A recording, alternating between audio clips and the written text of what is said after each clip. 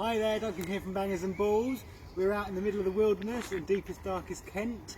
We're looking for wild garlic. Great time of year to find it, it's just starting to come through. Flowers aren't out yet, so it's a bit more tricky to spot, but I'm going to show you how.